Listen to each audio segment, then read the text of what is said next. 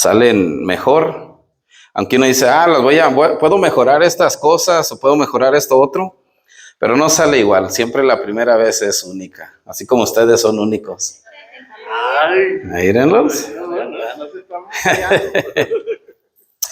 Bueno, antes que nada, pues le damos gracias a Dios por la oportunidad que nos da de estar aquí en su casa de oración. Y también les quiero dar las gracias a ustedes por hacer ese esfuerzo de venir a la iglesia a escuchar una palabra de parte del Señor. Espero que sea de bendición para su vida, así como lo ha sido para la mía. El tema que vamos a ver se llama La fe de un buen siervo. Y vamos a abrir nuestras Biblias en la segunda carta de Timoteo, capítulo 1, versículos del 3 al 8, y luego vamos a leer el 12 y el 9, y luego oramos y entramos a la palabra del Señor. Cuando lo tenga, me dice un fuerte amén, y si se quiere poner de pie para que descanse su silla un ratito, y en lo que leemos la palabra, y le damos lectura. Yo leo el 3 y usted el 4, y luego así hasta que lleguemos al 13. ¿Lo tiene? Amén. Dice la palabra de Dios de la siguiente manera: doy gracias a Dios, al cual sirvo desde mis mayores con limpia conciencia, de que sin cesar me acuerdo de ti en mis oraciones noche y día. Usted es el 4. Deseando acordarme de tus lágrimas para llenarme de gozo.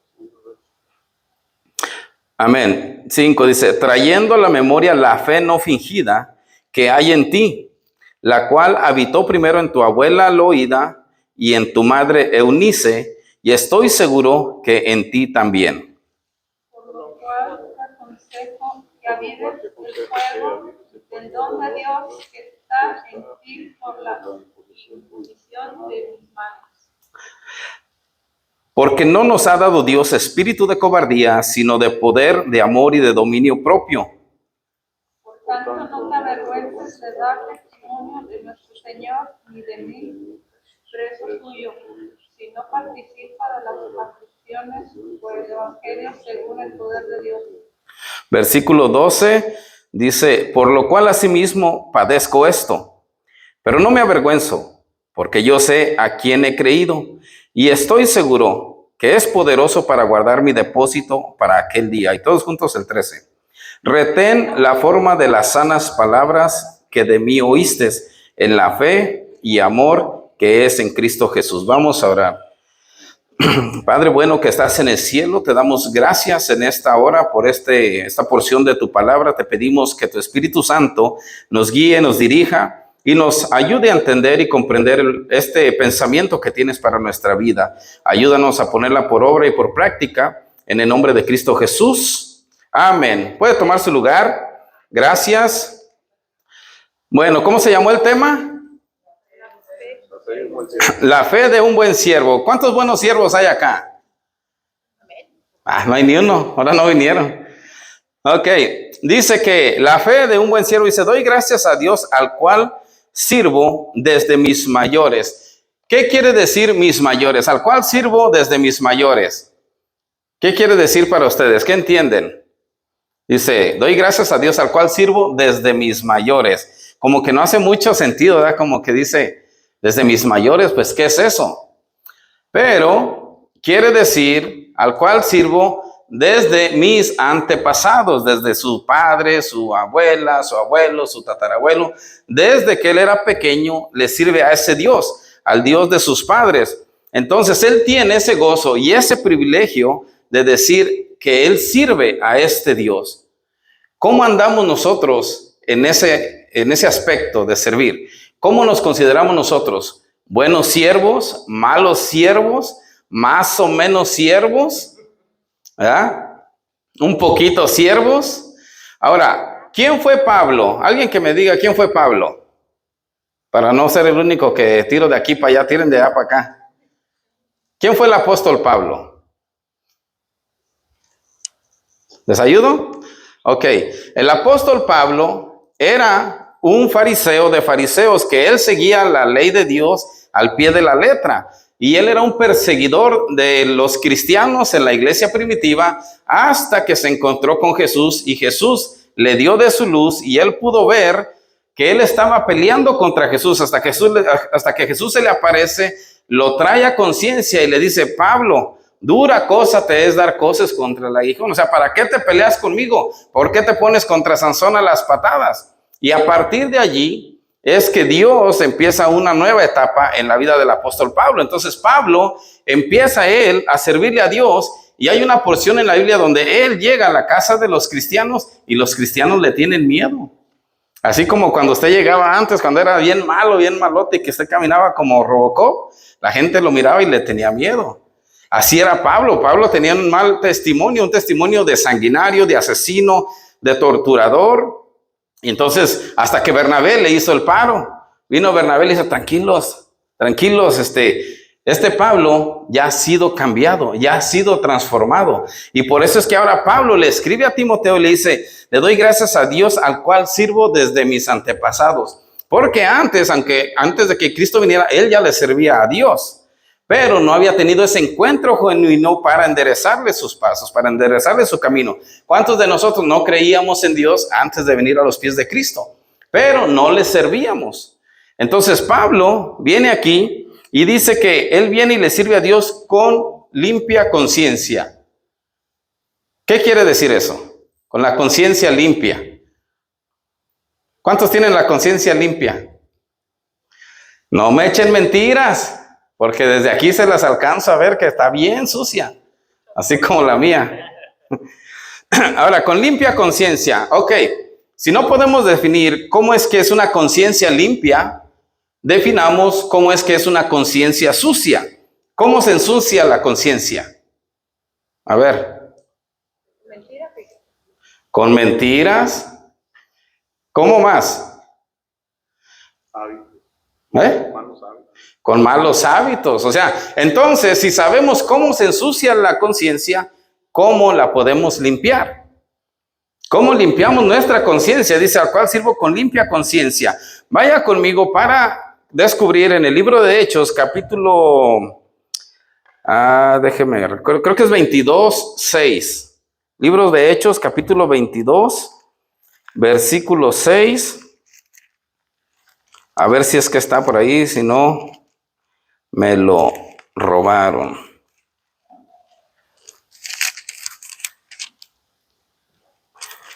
$22.6, no va a estar en 22.6, pero bueno, se los debo. En esa parte que les estaba queriendo decir ese versículo, es que Pablo dice que él sirve a Dios con una conciencia limpia delante de Dios y delante de los hombres. Entonces, ¿cómo podemos tener una conciencia limpia? Cuando nosotros estamos bien delante de Dios y delante de los hombres. Cuando nuestra conciencia no provoca rencor, no provoca envidia, no provoca insultos. Ay, es que este hermano me cae en el hígado. Nomás lo miro y me duele el estómago. Entonces, nuestra conciencia no está limpia, se está ensuciando. Entonces, si nosotros no nos la podemos llevar bien con los hermanos como cristianos, por eso se llama la fe de un buen siervo, porque se requiere fe para ser un buen siervo del Señor Jesucristo. Entonces, la conciencia la podemos ir limpiando cuando tenemos dificultades o problemas con nuestro prójimo, llámese amigo, llámese un familiar, llámese un compañero de trabajo. A veces nosotros tenemos mala conciencia con ellos, ¿y cómo la podemos nosotros limpiar? Arreglando las cosas con ellos, buscando la manera de estar en paz con ellos. Entonces podemos tener una buena conciencia. ¿Cómo podemos tener una buena conciencia también? En el trabajo. Cuando usted sabe que la hora de entrada es a las 7, usted llega a las 9 y como quiera le apunta a las 7. Ahí se ensucia la conciencia. Entonces, ¿cómo se puede limpiar la conciencia? Cuando usted llega a las 9 y le pone a las 9. No le está robando al patrón. Ahora, ¿por qué es importante esos pequeños detalles? Porque son los que van a hablar de usted, son los que van a dar testimonio de usted. Por ejemplo, en un trabajo me dijeron: no, hombre, pero apúntale a tales horas, que de todos modos doy gracias a Dios al cual sirvo desde mis mayores con limpia conciencia, de que sin cesar, gracias hermano. Y ¿en qué me quedé? No te preocupes, se me perdió el hilo. De aquí no salimos hasta que... Ah, es todo. Entonces vamos a ir, ya encontramos el hilo. Ahora, me dijeron, no te preocupes, ponle a tales horas, que como quiera aquí no les importa. Pero mi conciencia me dice, pero hay uno que sí le importa. O sea, ellos a lo mejor no entienden ese concepto de que uno les dice, pero es que Dios me está mirando, es que Dios me va a pasar factura tarde que temprano. Y no sabemos si algunas ocasiones los patrones lo hacen a propósito, para ver quién es quién, para descubrirlo a uno. Y cuando uno hace las cosas bien, fíjense cómo es que Dios trabaja. Cuando uno hace las cosas bien, a veces te va mal. A veces el que hace las cosas mal en el trabajo, le va bien, le dan aumento y le pasan las cosas bien. Y uno como que se incomoda y dice, pero ¿qué está pasando, Señor? Pues si yo me porto bien, esto y lo otro. Pero hay un pasaje en el libro de Eclesiastés que dice, echa tu pan sobre las aguas y más adelante lo vas a encontrar. ¿Qué quiere decir eso? Que hagas el bien, siembra el bien. Que aunque aquí no nos recompensen tarde que temprano de ese trabajo donde no te valoran, te van a correr. Y vas a estar en un momento bien difícil de tu vida. Pero como eres un buen siervo de Dios, el propósito de que te ocurra todo eso es para que nuestra fe crezca. Entonces la fe de un buen siervo es probada. De otra manera no podemos saber si nuestra fe está creciendo, si nuestra fe está dando testimonio. Entonces, ¿qué sucede? Cuando has echado tu pan sobre las aguas, te corren del trabajo y tienes muchas cosas por pagar, el Señor te está esperando para promoverte en un mejor empleo, con un mejor sueldo y con un mejor horario. Tiempo para tu familia, tiempo para el Señor y tiempo para ti. Amén. Luego dice aquí el apóstol Pablo, dice, con conciencia de que sin cesar me acuerdo de ti en mis oraciones noche y día. ¿Cómo andamos en nuestra oración? ¿Cómo andamos en nuestra oración personal y en nuestra oración de intercesión? Porque muchas de las veces nuestra oración a veces dura 5 minutos, porque oro por mi esposa, por mis hijas y por mí y por mi trabajo. Amén. Pero Pablo dice aquí, hago sin cesar noche y día mis oraciones por ti, Timoteo. Esa debe ser una característica de nosotros como siervos de Dios, porque eso ayuda a alimentar nuestra fe en Cristo. ¿Por qué? Porque nuestra relación se va fortaleciendo entre Dios y yo, o entre Dios y ustedes. Entonces dice que siempre hace oraciones de noche y de día. ¿Qué quiere decir de noche y de día? Constantemente. Que no porque nomás oró una vez, porque Pablo pudo haber dicho, Señor, bendice a Timoteo en el nombre de Jesús, amén. Pero lo hacía constantemente, de noche y día. Versículo 4 dice, deseando verte.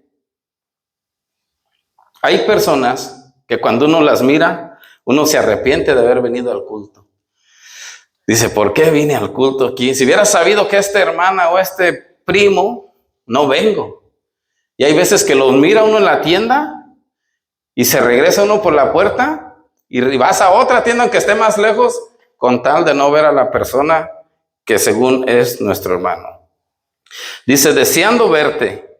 Dice, al acordarme de tus lágrimas para llenarme de gozo. Pablo quería ver a Timoteo porque él miraba cómo es que Timoteo sufría dentro de su ministerio, como él iba creciendo. Nosotros tenemos un concepto de que Timoteo era un jovencito, porque Pablo dice que nadie tenga en poco tu juventud.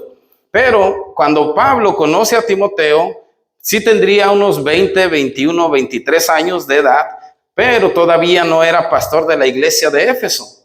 Hasta 10 a 13 años después es que Pablo le encarga a la iglesia de Éfeso a Timoteo y para esa edad ya tuviera más o menos 30 a 33 años de edad. Ahora, ¿por qué le dice Pablo que nadie tenga en poco tu juventud? Porque él era el más joven de la iglesia que él estaba pastoreando, que era una iglesia de gente mayor que él. Por eso es que Pablo le dice, Timoteo, que nadie tenga en poco tu juventud. Entonces le está dando palabras de ánimo. Versículo 5 dice, trayendo a la memoria la fe no fingida. ¿Ustedes creen que se puede fingir la fe? ¿Cómo se puede fingir la fe?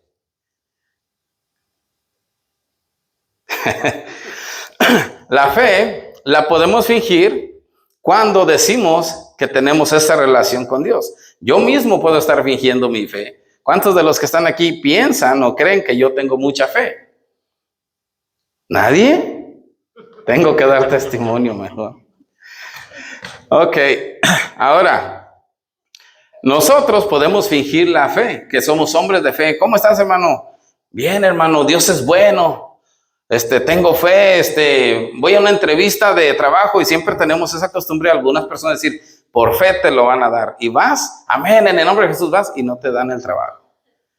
Entonces empezamos a vivir una fe fingida, pero una fe fingida es dando mal testimonio, que nuestra fe no está alineada con las cosas de Dios.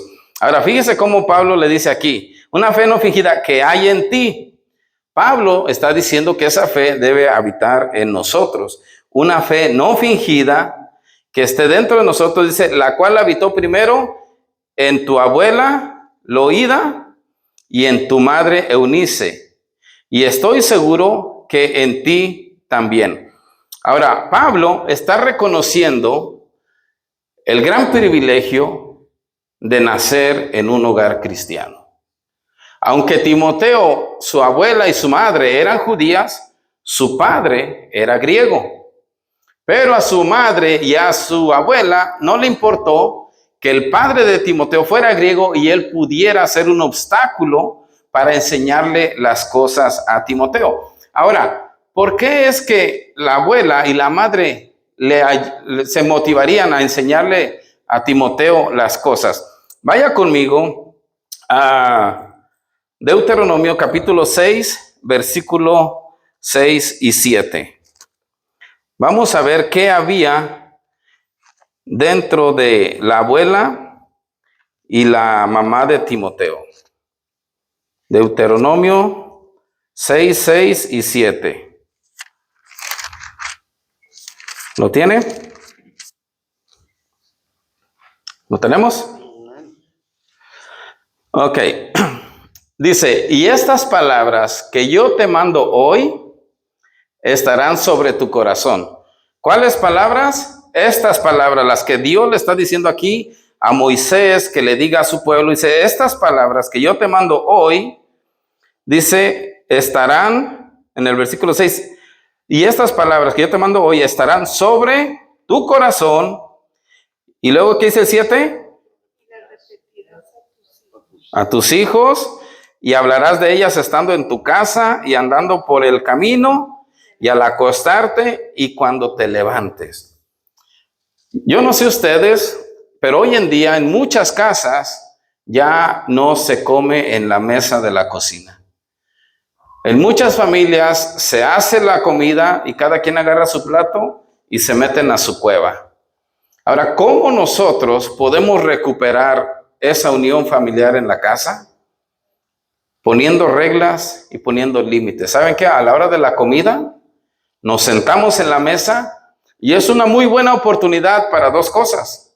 Para conocer mejor a nuestros hijos y para contarles de cómo es que Dios los está bendiciendo. Porque a veces los hijos son bendecidos y no lo saben porque nosotros no se los recordamos, no se los enseñamos. Entonces dice, estas palabras que yo te mando hoy estarán sobre tu corazón y las repetirás a tus hijos. Y esto es lo que conocía la abuela y la madre de Timoteo.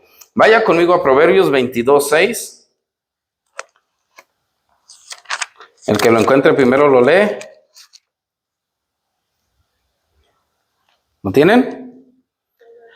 Proverbios 22, 6. ¿Cómo dice? Instruye. Instruir, ¿verdad? Darle a los hijos instrucción, dirección, educación. Ahora, ¿cuántos de los que tenemos hijos no quisiéramos que nuestros hijos terminaran una carrera universitaria? Que fueran doctores, que fueran abogados. Cuando mis hijas, yo les digo, yo quisiera que tú fueras una lawyer, porque en inglés suena más o menos igual. Y me dicen, no, así no se dice, papá, se dice lawyer. Pero pues como quiera echan mentiras. Entonces, les digo así para bromear con ellas, pero todos quisiéramos que nuestros hijos terminaran una carrera porque todos queremos lo mejor para ellos. Todos queremos que nuestros hijos tengan futuro y tengan éxito. Y dentro de toda esa responsabilidad que tenemos como padres, los esforzamos. Alguna ocasión a nosotros, bueno, en mi caso, en alguna ocasión mi mamá también me esforzó cuando era niño para ir a la escuela. Yo no me quería levantar a ir a la escuela a las 8 de la mañana. Yo no sé ustedes, a lo mejor ustedes sí se levantaban a las 8 de la mañana rapidito para irse a la escuela. Yo no. Mi mamá me tenía que hablar como 10 veces y si no hacía caso, me levantaba de aquí, de una alarma que de aquí resulta muy buena y para arriba. Ahora, ella me esforzaba para ir a la escuela. Nosotros como padres esforzamos a los hijos, los esforzamos, decimos levántate y que arréglate y que váyanse a la escuela, que se les va a hacer tarde. Pero a la iglesia muy pocas veces los puchamos. Porque decimos, es que yo no quiero que crezca odiando a Dios o agarrándole rencor a la iglesia. Pero la vida y la bendición vienen de Dios. La salvación viene de Dios. Perdón, no importa qué título y carrera tengan, que no es malo, es bueno, pero es mucho mejor que lo tengan con Jesucristo en su corazón y conscientes de que todos los logros es porque Dios les ha abierto camino. No solamente que ellos se basen en sus propias fuerzas, porque sin la salud de Dios no pueden ir a ningún lado. Hay que enseñarle a nuestros hijos, hay que recuperar la fe. La fe de un buen siervo crece, se expande. Timoteo tenía una fe grande que se la transmitió, Pablo tenía una fe muy grande que se la transmitió a Timoteo y su fe se expandió. Ahora, si yo no dejo un legado a mis hijas, yo no digo que vayan a ser pastoras, misioneras, no sé lo que van a hacer en el Señor, pero siempre los recuerdo. Que el día que yo me muera, siempre busquen de Dios, no importa lo que pase, no importa lo que esté pasando en el mundo, nunca le den la espalda a Dios. Eso es mi consejo, se lo repito a cada rato. ¿Por qué? Porque si yo no hago eso, si yo no las empujo, si yo no las esfuerzo, si yo no les digo, ándale, vamos, porque son jóvenes y su mente no está donde debería estar, igual como nos pasó a nosotros a los 14, 18, 21 años, nuestra mente no había alcanzado cierta madurez. Entonces, ¿qué hago yo? Si yo las dejo que hagan lo que quieran y no les pongo límites y no les pongo reglas, y si yo me muero, mi fe llegó hasta aquí. Ya no se expandió mi fe. Entonces, ¿cómo puedo hacer que mi fe crezca? Traspasándosela a mi descendencia, dejando un legado. Así como Pablo nos da este consejo o este ejemplo aquí a través de la carta a Timoteo, motivándolos, ayudándolos, estar contentos de que vengan a la iglesia. ¿Por qué? Porque el crecer o el traer los niños a la iglesia, que aunque pareciera una rutina, pareciera una locura, es el contrapeso de lo malo. Las cosas de Dios son buenas, pero si nosotros decimos, es que siempre es lo mismo, entonces le estamos dando la razón al mundo y estamos dejando que el mundo haga con nuestros hijos lo que quieran. Ahora, nosotros vemos que allá afuera, en el mes de, no sé si todavía estamos en el mes del Pride que le llaman, en donde quiera ponen sus cosas. Y nosotros, ¿cuándo vamos a poner un versículo bíblico en la puerta de nuestra casa?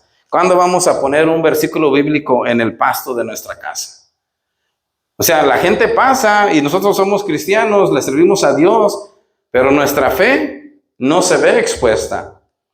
Y pareciera como locura, pero si yo estoy orgulloso de mi fe, hay que demostrarlo.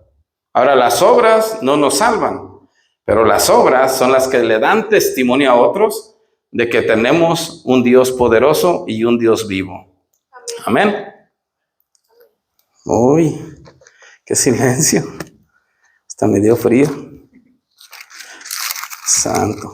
Bueno, volvamos de nuevo aquí a Timoteo, versículo, ¿cuál sigue? El 6. Versículo 6 dice, por lo cual te aconsejo que avives el fuego del don de Dios que está en ti por la imposición de mis manos. ¿Cuántos saben que ya tienen de ese fuego dentro de su vida? ¿Cuántos saben que ya tienen el Espíritu Santo dentro de su corazón? Ahora, Pablo le da un consejo a Timoteo y le dice, por lo cual te aconsejo. ¿A cuánto nos gusta escuchar consejos? Yo no tomo consejos, ¿verdad? Pero nos gusta darlos. Yo no tomo consejos. Yo los digo que sí a la gente. Yo les digo que sí. Pero el que agarre el consejo, no creo. Y le soy sincero, no es porque no quiera, es porque se le olvida a uno. Uno le puede decir a una persona un buen consejo y se le olvida a la persona. Entonces dice, por lo cual te aconsejo que avives el fuego del don que está en ti. Ahora, ¿qué le pasó a Timoteo? ¿Qué le pasó a su fuego? ¿Qué podemos deducir de este fuego, de este versículo? ¿Por qué Pablo le recomienda que avive ese fuego? ¿Qué estaría pasando por la vida de Timoteo? ¿Mande? Se estaba desvaneciendo el fuego. Ahora, ¿qué causas en la actualidad pueden provocar que mi fuego se vaya desvaneciendo? A ver, cuéntenme algo, cuéntenme un chisme. ¿Qué causas pueden ser las que ayudan para que mi fuego se vaya desvaneciendo? ¿Les digo una? Empieza con la F y termina con la K de kilo. ¿No? El Facebook, si se la pasan ahí todo el día, yo los miro todo el día ahí. Ahora, eso en una sola palabra se llaman distracciones. El Facebook nos va menguando el fuego. El YouTube, que este va para YouTube, a ver si van y le dan like ahí al video. El YouTube también, ¿mande? El TikTok, la hermana dice que se la pasa en el TikTok. No, no es cierto. En el WhatsApp, la hermana también se la pasa en el WhatsApp. Ahora, ¿a cuántos no les ha pasado que está uno tan entretenido, educándose mucho en las redes sociales, en Facebook, TikTok, WhatsApp y YouTube?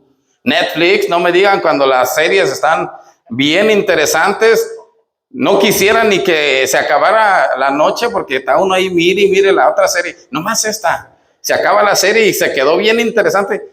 Nos aventamos el otro capítulo, al cabo, ¿qué? Las series de, ándele, la hermana sí se edifica con las series de la Biblia. Amén. Dígales, hermana, que hay más que puras telenovelas. Ahora, esas distracciones, ¿a cuántos no nos pasa? Decimos, vamos a entrar un ratito a las redes sociales y cuando ya menos acordamos, ya pasaron 2 horas. Y no supimos ni qué, pero simplemente nos están borrando el cassette.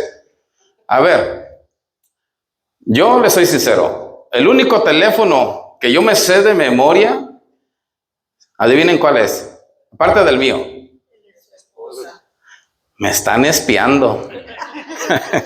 Exacto, el de mi esposa. Pero no debería de ser así, tendría que saberme el de mis hijas también, porque si mi esposa no contesta o no está disponible y yo necesito que alguien me responda al teléfono y no sirve la pantalla, porque hoy en día con estos teléfonos inteligentes lo hacen a uno un poquito menos inteligente, y eso es lo que pasa. Antes yo me sabía muchos números de teléfono de memoria, ahora solamente el de mi esposa. Y ustedes también se saben el de su esposa y el de su esposo. Porque son los más importantes para uno, ¿verdad? Por eso se los sabe uno de memoria. Antes, ¿usted no, hermana? ¿No se sabe el suyo? No, ni de uno. Apréndase el de uno. O anótelo en el diccionario. ¿Cómo se llamaba la de esta? De antes. Las páginas amarillas del bolsillo. Entonces, ¿qué sucede? Esas distracciones van menguando nuestro fuego. Ahora, ¿cómo podemos nosotros avivar el fuego? Pablo le da un consejo personal a Timoteo, le dice, te aconsejo que avives el fuego que hay en ti. O sea, Pablo le está dando unas recomendaciones, mira, le está diciendo cómo él empezó, le está contando de su testimonio, le está diciendo de qué buena familia de la fe él viene y le da un consejo, te aconsejo que avives el fuego que hay en ti, de parte de Dios, un don de Dios que tú tienes. ¿Cómo podemos avivar ese fuego en nuestra vida personal? ¿Cómo puede ser el comienzo? El primer paso, ¿cuál sería? ¿Mande? Ir a la iglesia, leyendo la Biblia, orando. ¿Qué más? Testificando, cantando. ¿Cuánto les gusta cantar? A ver, canten. No es cierto. Son pasos que los sabemos, pero no los hacemos. Yo no digo que todos, pero son pasos que la mayoría sabemos, pero no los hacemos. Entonces, ¿cómo podemos comenzar a avivar el fuego? Primer paso, ven al culto. Segundo paso, lee tu Biblia. O primer paso, ven a la iglesia. Segundo paso, ora, lee tu Biblia, escucha alabanzas, platica con alguien, así como Timoteo aquí es como si estuviera platicando a Pablo con Timoteo. Entonces, si nosotros no empezamos a platicar y a escuchar testimonios del uno como el otro, ¿cómo es que nuestra fe va a agarrar poder otra vez?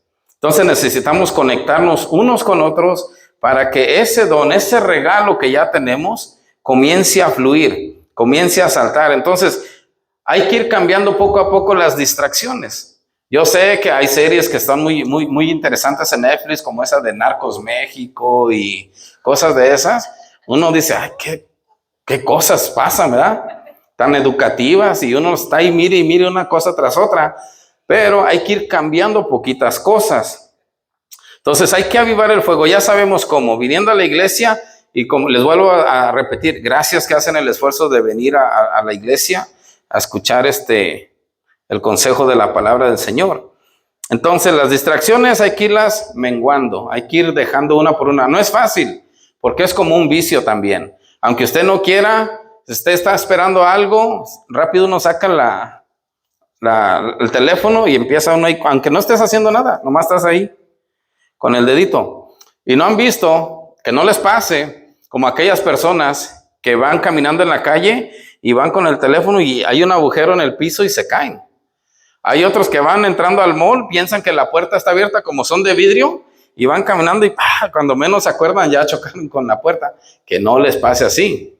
Entonces, yo como soy troquero, últimamente que ya ando aquí mucho en la ciudad, yo a veces voy viendo películas del vecino que va a un lado aquí en el carro. Voy manejando, no voy a chocar un día. Y ahí van las personas con el teléfono aquí, un ojo para allá y otro acá viendo Netflix o viendo TikTok o viendo algo. Y es sorprendente. En las mañanas miro mujeres que van con el café, con el teléfono y con el maquillaje. Y yo digo, Dios mío, ¿cómo le hacen esta gente? Son multitask, le llaman en inglés. Hacen de todo menos manejar.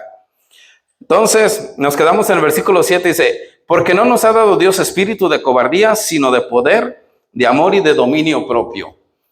¿Qué es el dominio propio? Conocer tus límites. Conocer tus límites. Abstenerte de hacer ciertas cosas que tú sabes que no debes de estar haciendo, ¿verdad?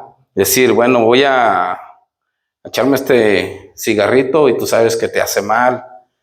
Entonces, cosas de esas es que tú debes decir, no hablemos de algo más sencillo que es vital para la vida. Lo que puede ser un plato de carnitas. ¿A cuánto les gustan las carnitas?